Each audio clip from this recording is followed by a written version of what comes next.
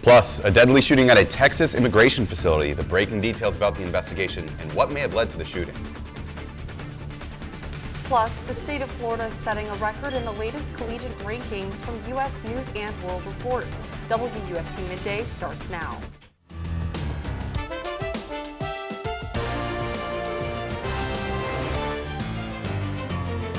You're watching WUFT Midday. Jimmy Kimmel was back on his ABC late night show Tuesday night after making controversial comments last week following the shooting of Charlie Kirk. Welcome to WFT Midday. I'm Michael Orlando. And I'm Marleigh Brown. Critics said the government was stifling free speech. Though he's back on air, not all of the country can see the show. As Alice Barr reports, two of the nation's largest TV station owners are choosing not to run it.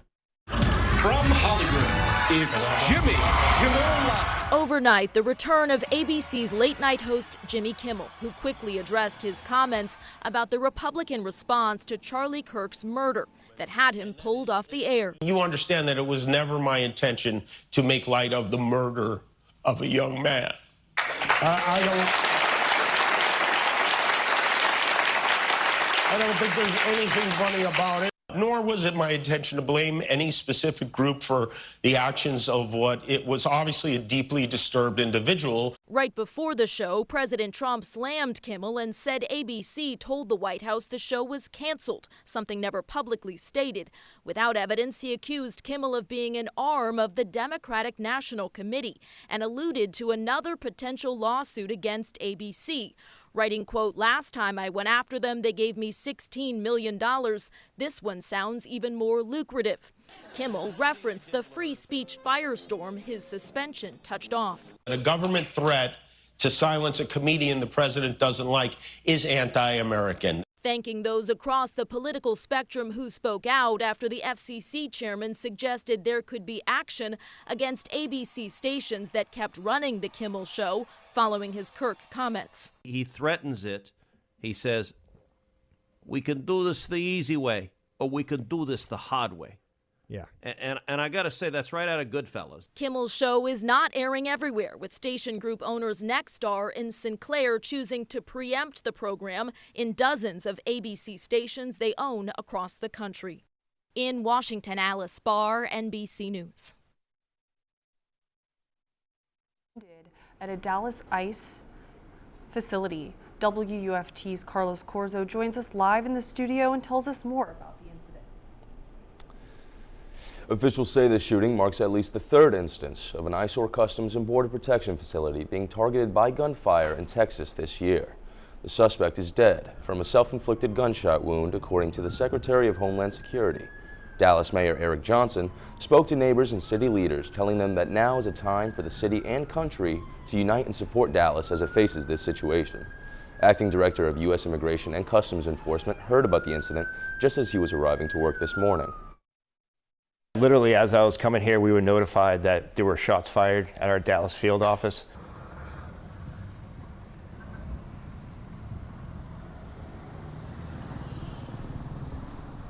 Officials warn that this is still early in the investigation and can expect details will continue to emerge. Of course, we will continue to update you as this story unfolds.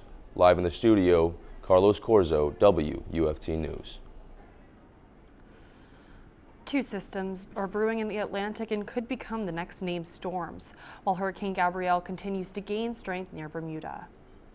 UF forecaster Aiden Wacksman is live in the weather studio tracking all three systems and potential for development.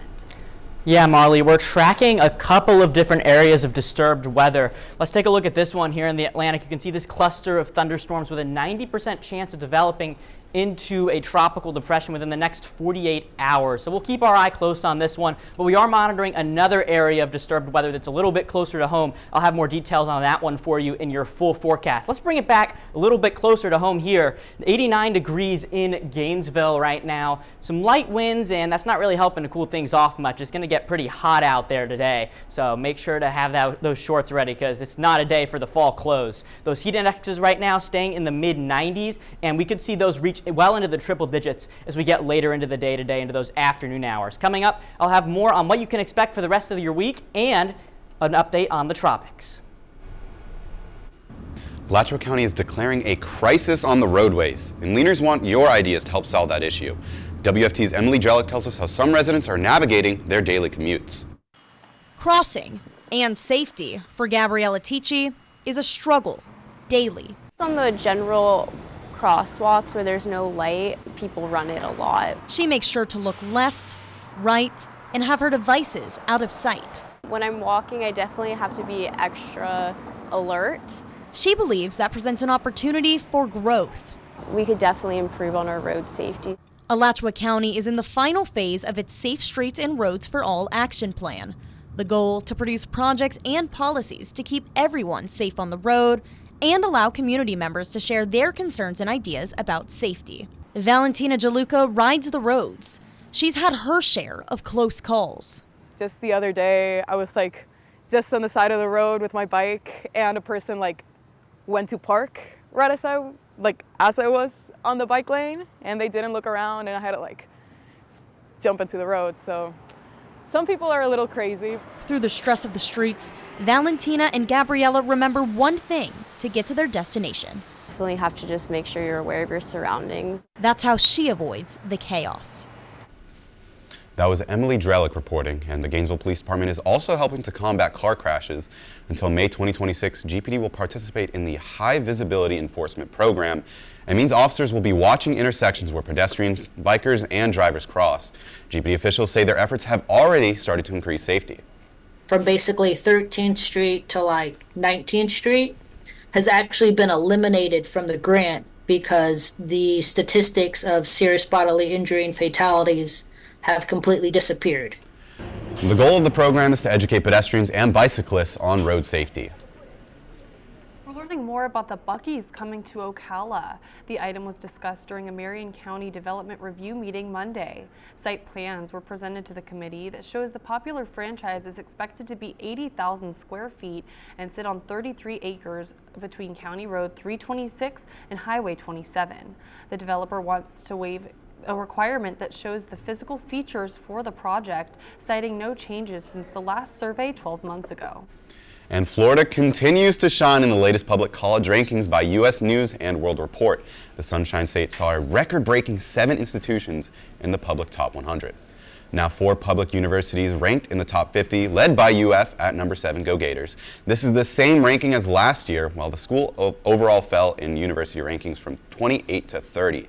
UF is joined by Florida State, USF, and FIU in the top 50, but UCF and FAMU retain their top 100 ranks, while FAU made its debut at number 100. The North Central Florida community is mourning the loss of a Marion County sergeant who died earlier this week. Master Sergeant Richard Kelly passed peacefully in his sleep Monday night. Kelly started his journey with Marion County Sheriff's Office in 2008 as a corrections assistant. He later became a corrections officer and earned the Honor Graduate Award. He finished his career as sergeant. MCSO is offering its thoughts and condolences for Kelly and his family. Marion County homeowners, get excited. Your taxes for this year could be a little bit lower than they are right now. This comes after the Board of County Commissioners were able to lower the countywide millage rate at Monday's Board of County Commissioners meeting. It'll go down from 4.29 to 4.02. The millage rate funds various county initiatives, including Parks and Recreation, Veteran Services, and the Florida Department of Health in Marion County. Now, this county is in the lowest 10 counties for millage rates in the entire state. And in Gainesville, one nonprofit is highlighting a connection between prison and poverty. WFT's Alexa Conroy shows us how members of the Community Spring are giving former convicts a pathway to a better future. Community Spring has found that incarceration and poverty can often go hand in hand. They're challenging this connection through access to resources, economic justice, and a pathway for families across the community. But when we dug in deeply with people about how structural poverty is showing up in their life, it was clear from the jump that mass incarceration was both the cause and effect of poverty in this community and I think across the nation. Since its inception in 2020, Community Spring's main goal is to uplift people who spent time in prison, working to give them a second chance. Leaders say it's hard to keep a job with a felony on your record, and that often leads back to a life of crime. So in 2022, the nonprofit launched a program called Just Income, which gives a monthly stipend and other resources to keep their fellows from going back behind prison walls. I was out on bond for attempted murder charge. It was during the height of COVID. I was homeless, just going through a lot actually.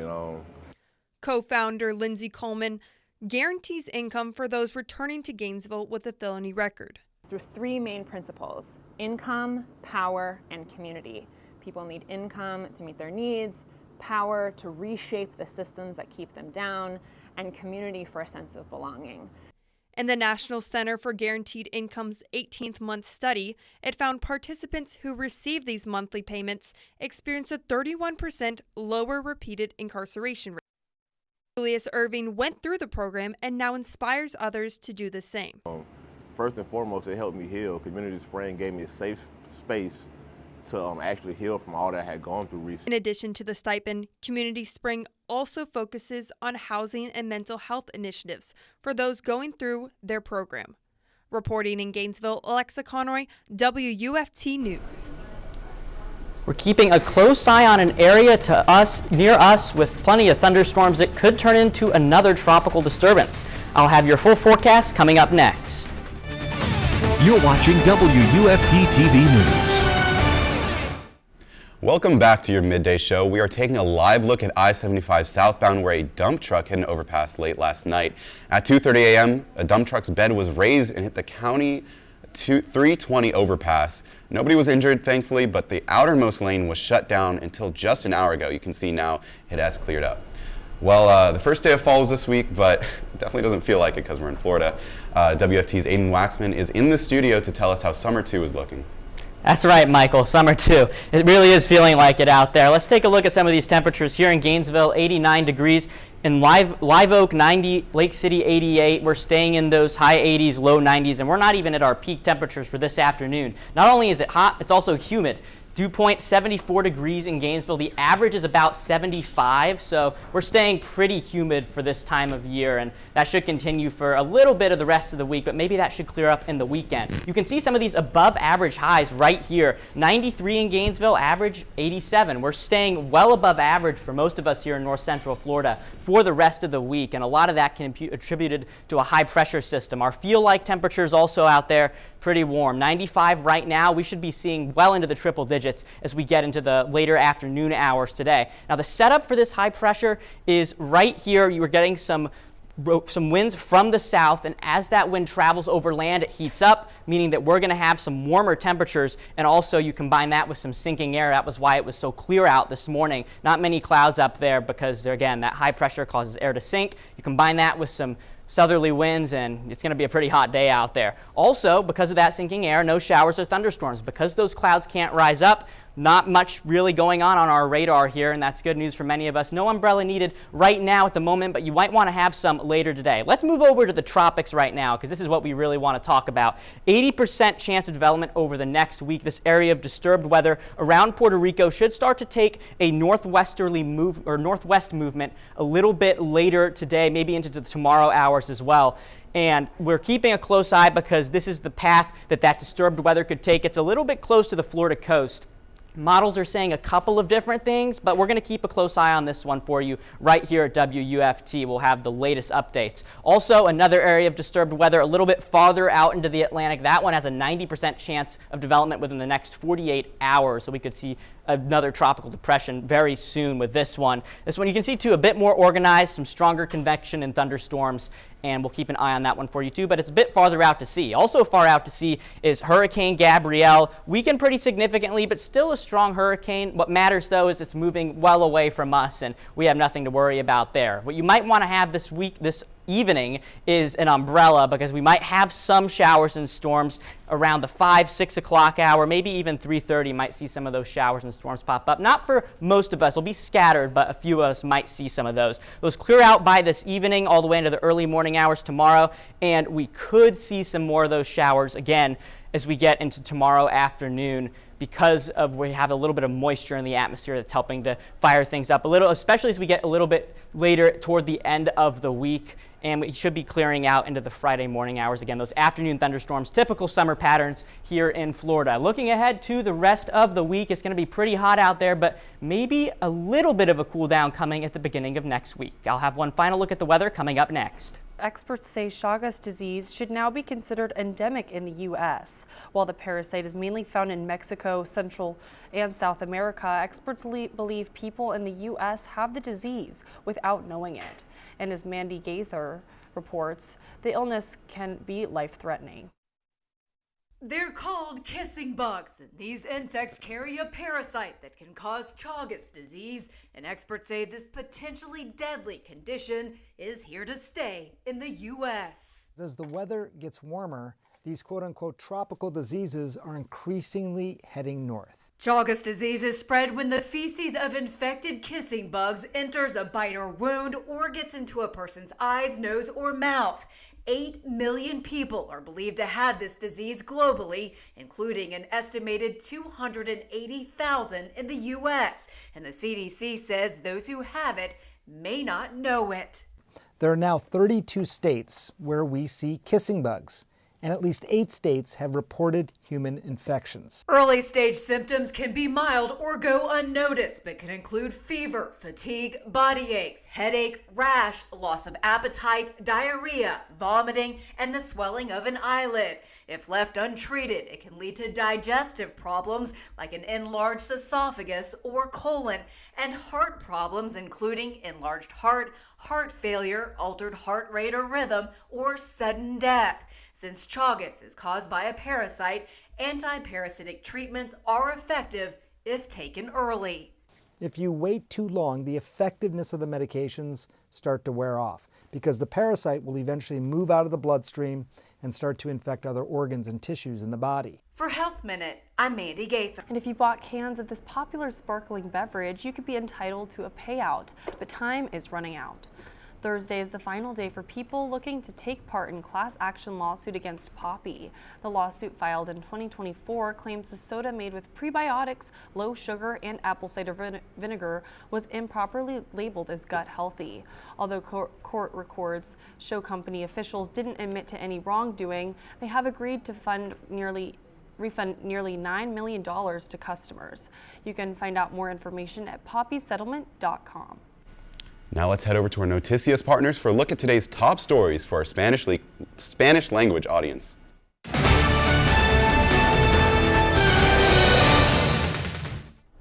Hola, soy Francesco Solari y estas son tus noticias en 90 segundos. La Universidad de Florida se posicionó en el número 7 de universidades públicas y número 30 a nivel nacional, según el ranking de US News. Luego de uno de los años más complicados en cuanto al liderazgo que la universidad ha tenido. Hace 4 años, UF alcanzó su tan ansiado top 5, a pesar de descender 2 años consecutivos desde el 2023. Recientemente, el condado de Alachua declaró una crisis en las carreteras. Es por eso que el Departamento de Policía de Gainesville está listo para abordar este problema y desde ahora hasta mayo de 2026, GPD participará en el programa de aplicación de ley de alta visibilidad, con cual posiciona más oficiales en servicio en áreas donde la problemática con peatones, ciclistas y conductores es más alta. La iniciativa busca educar sobre la seguridad vial con el objetivo de impactar a toda la comunidad, incluyendo a los conductores y aquellos que esperan a sus seres queridos en casa. Un hombre fue declarado culpable del intento de asesinato al presidente Donald Trump en Florida. Un jurado declaró a Ryan Ruth culpable de todos los cargos, incluyendo intentar asesinar a un candidato presidencial el 15 de septiembre del 2024. Trump estaba jugando golf en West Palm Beach cuando un agente del servicio secreto encontró un rifle sobresaliendo de uno de los arbustos y disparó a la persona que lo estaba aguantando. Ruth se declaró inocente y decidió representarse a sí mismo durante el juicio. Ruth será sentenciado el 18 de septiembre. Esas fueron tus noticias en 90 segundos. Gracias por sintonizarnos.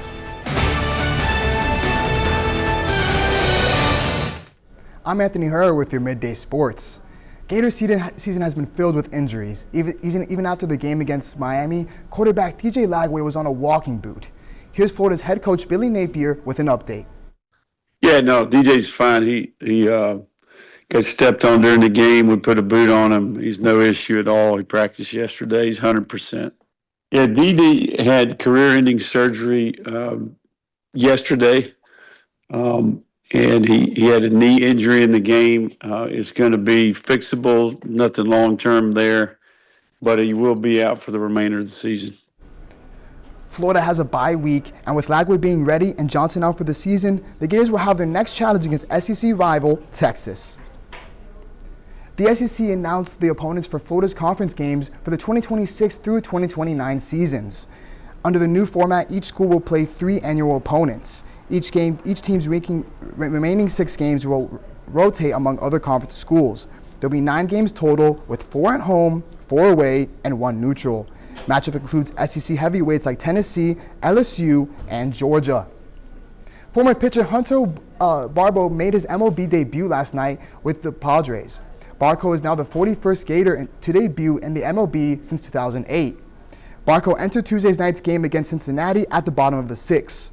The former Gator went scoreless in his MLB debut, but still got the win against the Reds 4-2. In 3 seasons with Florida, he has 189 career strikeouts and 43 walks. And that's your Midday Sports. I'm Anthony Herrera. Now before we go, it's time to take a look at what's coming up on First at 5 on Channel 5. First off, we'll be following the Florida Board of Education meeting this morning. The board is deciding whether the Alachua County School Board violated the First Amendment. Then a rainbow painted sidewalk in downtown Gainesville was painted over soon after its opening. We're speaking to city officials and locals about the quick removal decision and its impact. All this coming up and more at First at 5. And let's get one more check on the weather. Aiden? Yeah, it's going to be pretty hot out there for the next couple of days and might see some showers and storms in the late afternoon, evening hours. But overall, looking forward to maybe a little bit clearer weather next week. Thank you for joining us on WFT Midday. We are back here tomorrow for another edition. Thank you. We will see you later today for First at 5 on Channel 5. Have a great afternoon.